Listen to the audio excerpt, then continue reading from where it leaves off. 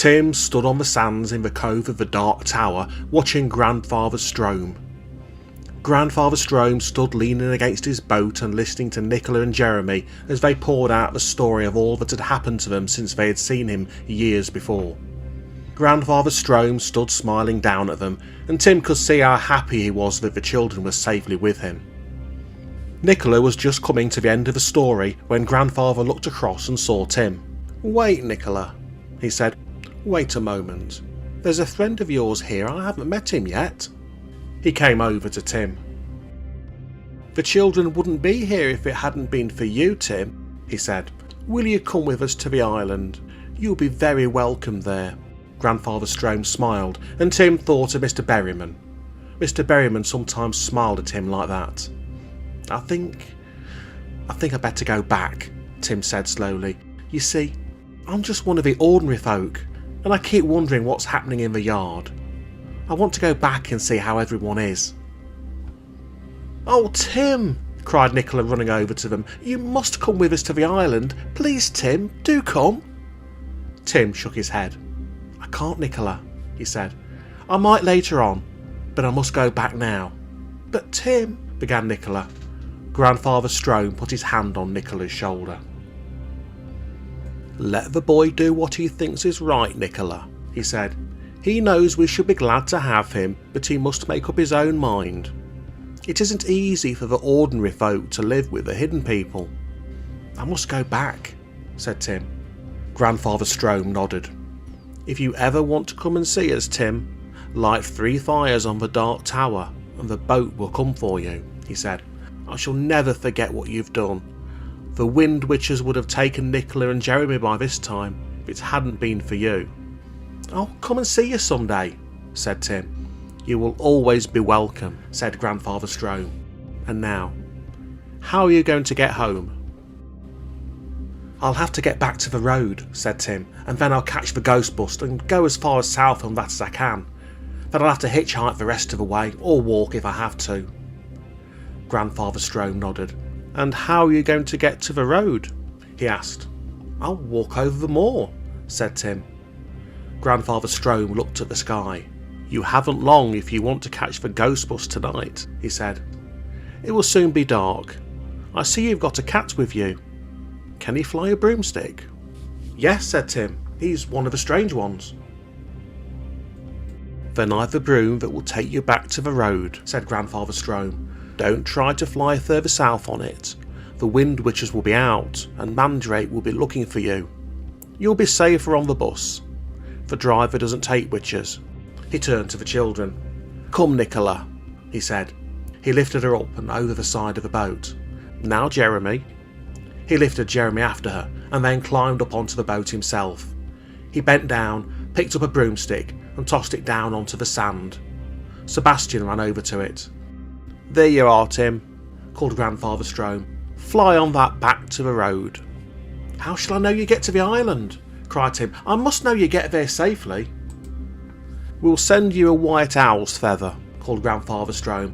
"When you get the feather, you'll know we're on the island." He lifted his hands. The legs which were holding the boat slipped back. The boat ran back down the sand and into the sea. "Goodbye, Tim!" shouted Jeremy. Nicola ran to the back of the boat. "Goodbye, Tim! Goodbye!" she cried. "Come and see us soon, Tim. We'll never forget you." "I will," Tim called back. "I'll come back one day. Don't forget to send the feather." "We'll send it," cried Nicola. Tim stood on the sands looking across the sea as the boat ran out of the bay. He watched it grow smaller and smaller until he couldn't see it any longer. It was quite dark now, but the moon was rising behind him and the night was full of stars. A puff of wind blew down on him from the north. Tim shivered. He had often felt lonely, but he never felt quite so lonely as he did now, listening to the waves breaking and looking out over the empty sea. There was a little purr at his feet, and something warm and soft pressed against Tim's leg. "Sebastian," said Tim, looking down. "Good old Sebastian. I thought you might go off to the island with the rest of them. I might have known you'd stay here with me." Sebastian purred loudly. Tim bent down and picked him up. Sebastian pushed his head under Tim's chin. "Good old Sebastian," Tim said again. Well, do you think we should be going? We must have missed that bus. Sebastian jumped out of his arms and ran over to the broomstick. He twitched his tail and the broomstick lifted 2 feet off the sand and floated in the air. Sebastian might not be able to fight the stump people, but he could fly a broomstick when he wanted to. He jumped onto one end of it and stood there looking at Tim. Sebastian was ready to go. Tim took a last look at the sea and then sat down on the broomstick and gripped it with his hands. Sebastian twitched his tail and the broomstick flew high up into the air. Higher and higher they went until they cleared the top of the cliffs and flew over the moor towards the rising moon. Tim looked down. There was the top of the dark tower where he had to fight the stump people. He put one hand up and felt the silver chain around his neck. He felt much safer knowing that the silver coin was there. He looked down at his chest and found he couldn't see the silver coin through his clothes. Of course. I'm not invisible anymore, he thought. Well, there's no one here to see me, but I'll have to take some of that stuff Melinda gave me before I catch the ghost bus. The broomstick was flying inland away from the sea.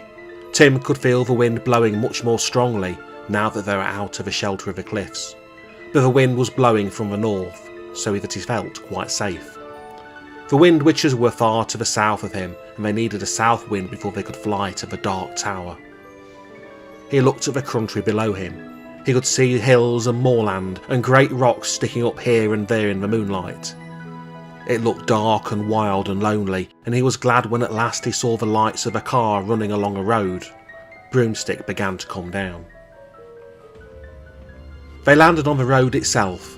Sebastian jumped off a broomstick with a little purr, but Tim fell off onto the ground with a bang. Sebastian wasn't very good at soft landings and this was a very hard one.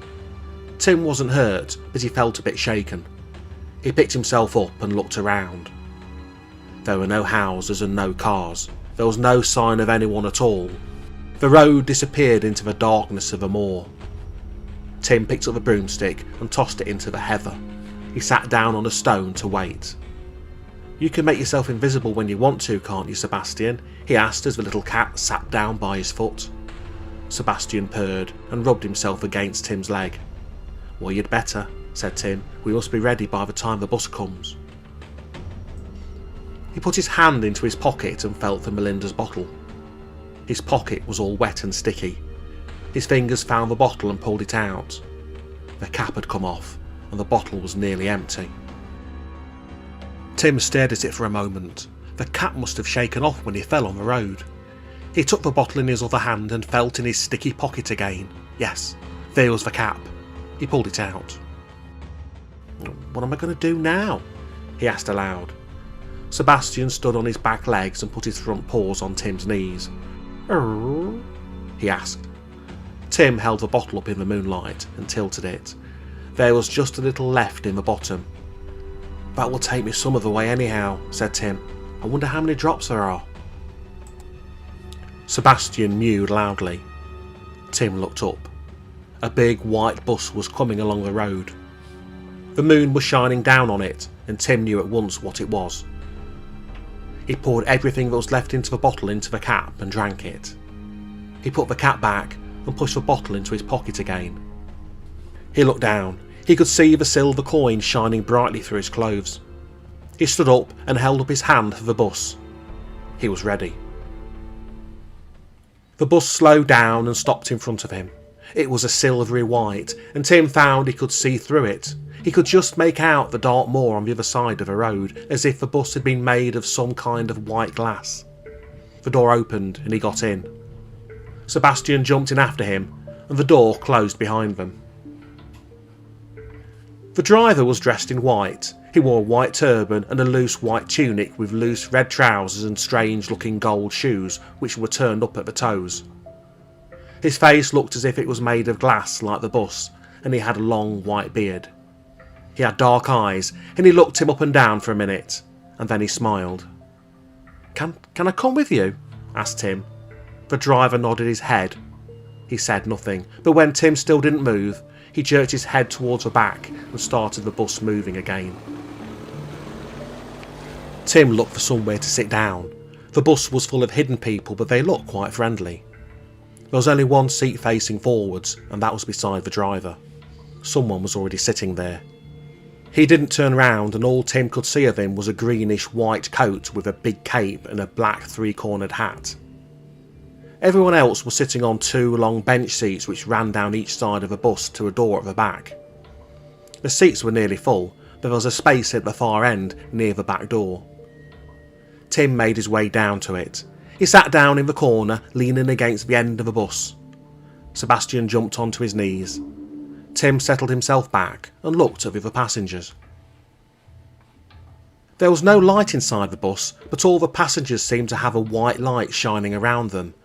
Their clothes were of different colours, and yet they all looked strangely white. Tim remembered Jack.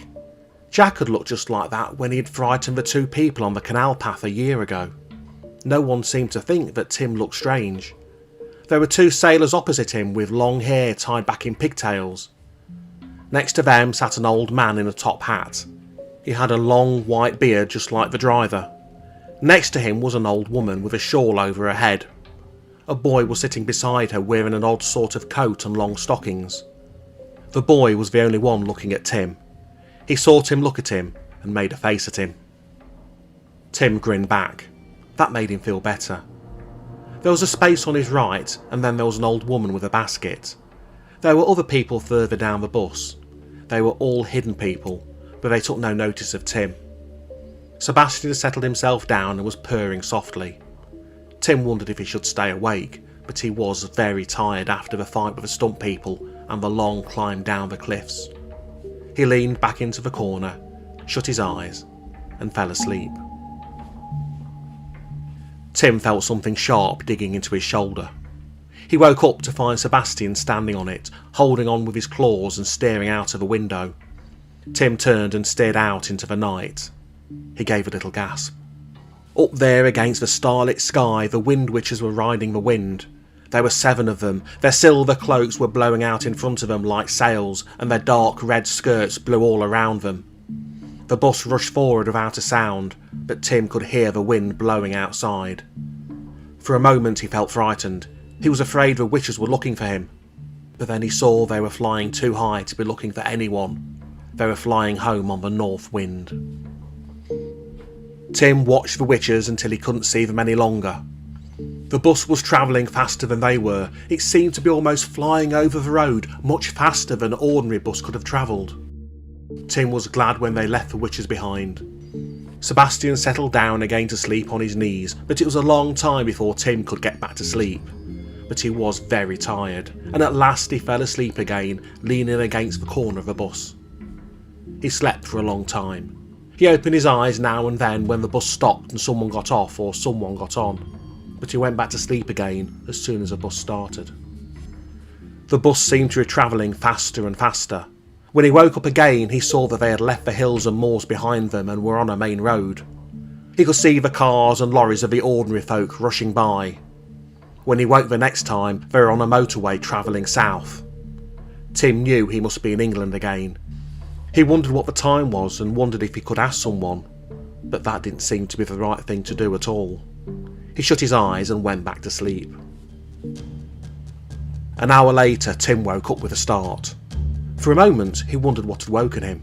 Then he felt Sebastian's claws digging into his knee. He looked up and saw the other passengers. All the other passengers were staring at him. They didn't look friendly anymore. Their eyes were glowing in their white faces, and for the first time, Tim felt frightened of them. He stared back at them. Then, suddenly, he remembered that he hadn't drunk much from Belinda's bottle. He looked down at his chest. He couldn't see the silver coin. There was still a faint silvery glow, but it was almost hidden by his clothes. He was no longer invisible. Tim looked up quickly. The man in the three-corner hat had got to his feet and was staring back down the bus towards him. Other passengers were getting up too. Their eyes were on Tim and they looked angry. Tim felt so frightened that he couldn't move. There was a sudden blaze of yellow light through the back windows of the bus. It was followed by a squeal of brakes as a car behind the bus tried to swing to one side. For a moment, the bus seemed full of yellow light. Then there was a great crash. The hidden people, the ghost bus, the lights, Everything vanished before Tim's eyes, and he felt himself falling into the darkness. Tim slowly opened his eyes. "Where am I?" he whispered. He was somewhere where the light was very dim. He was lying on something soft and his head was aching. He tried to remember what had happened, but he couldn't remember anything at all. He would have been comfortable if it hadn't been for his head, but his head ached so much that it had woken him up. He lifted his head a little to see where he was. He was lying in a bed in a long, dark room. There was a dim light at one end, and he could see that there were other beds in the room with other people in them. But when he tried to look at them, his head ached more and more, so he shut his eyes again and went back to sleep. When he next opened his eyes, it was daylight, and Aunt May was sitting by his bed, looking at him. For a moment he thought he might be dreaming, but Aunt May got up and came over to the bed. "Tim?" she said. "Tim? Are you awake?" "Yes," whispered Tim. "Where am I?"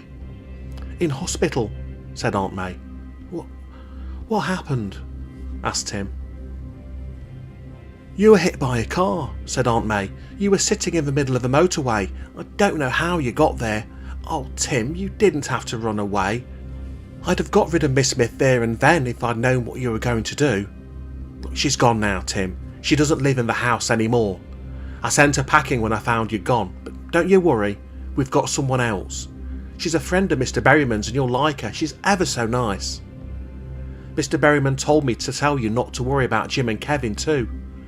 Jim's been in trouble with the police and they've gone to live somewhere else. Oh, Tim, I'm so glad you're back. You shouldn't have run off like that." Aunt May dabbed her eyes with a handkerchief. Tim smiled at her. "I'm glad I came back," he said. A nurse came down the ward. "I think you'd better go now," she said softly to Aunt May. "Let him go back to sleep. He mustn't talk." "Goodbye, Tim," whispered Aunt May. "I'll come back tomorrow." She went off down the ward. "Can I have a drink?" asked Tim. "I'll get you some water," said the nurse. She came back with a glass of water. She put her fingers on his wrist while he drank it. "You go back to sleep, Tim," she said when he'd finished. "You'll feel much better soon." When Tim woke up again, it was evening. His head felt much better and he was feeling hungry. When the doctor came round, Tim asked if he could have something to eat, but he was only allowed to have a glass of milk, but even that made him feel stronger.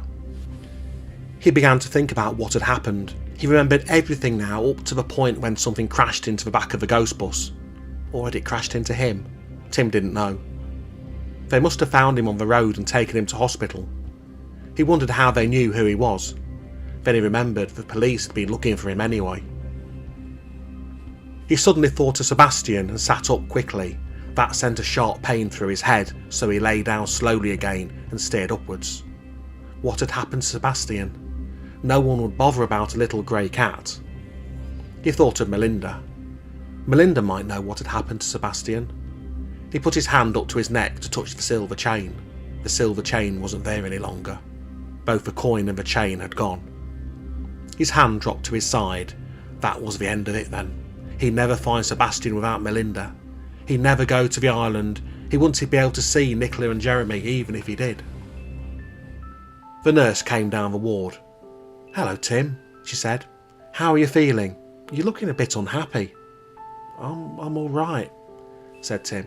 "Well, I wouldn't go as far as to say that," said the nurse, "but you'll be all right in a day or two. Now, don't worry about your things. They're all in the little drawer of this cupboard by your bed. Your aunt took your clothes home to wash them." She smiled at him and went on down the ward.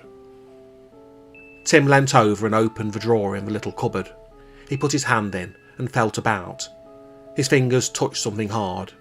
He pulled it out. It was the long silver chain with Melinda's coin on the end of it. Tim pushed the drawer in and hung the chain around his neck. At least he'd be able to find out how everyone was. He could go and see Melinda when he was well. He settled down on the pillow and went back to sleep. When he woke up again, it was night. There was a dim light in the ward and everyone else was sleeping. Something had woken him, and Tim wondered what it was. Then he heard a loud purr and looked down to see Sebastian standing on the end of his bed. Sebastian, said Tim, I'm so glad to see you. I thought you'd been hurt. Sebastian stepped onto Tim's feet and walked all the way up his legs onto his chest. He was purring so loudly that Tim was afraid he might wake someone. Tim stroked him, and Sebastian purred louder than ever. Someone came through the door at the end of the ward. Tim looked up and saw Melinda. Melinda herself was walking slowly along the ward towards him. She was wearing her old green dress with a red shawl just as she always did. Melinda sat down in the chair where Aunt May had been sitting a few hours ago and smiled at him. "Well, Tim," she said, "I've got something for you." Tim picked it up. It was a big white feather. "Is that an owl's feather?" he asked. "Are they all on the island?" Melinda nodded. "They're all safe," she said. "All because of you, Tim." "I'm glad they're there," Tim said. "I was afraid something might happen even after we met Grandfather Strome." "Nicola and Jeremy will be safe with Grandfather Strome," said Melinda. "There's nothing to worry about now. Go and see them one day, Tim." She got up. "I only came to bring the feather, and to thank you, Tim," she said. "I'll go now. You must get some sleep." Melinda sounded almost like Aunt May. "Your friend Aaron is back in the yard," she said, "and Sebastian is going to move in and live with you now that Miss Miffer's gone." Tim put out his hand and Sebastian rubbed his head against it. "Goodbye, Tim," said Melinda. "Come and see me whenever you like, and one day you must go to the island." "I will," said Tim. Melinda stood up. Tim watched her walk slowly down the ward and through the far door. Then he settled himself down again and shut his eyes. He'd soon be back in the yard. Aaron was back now, and Sebastian was coming to live with him.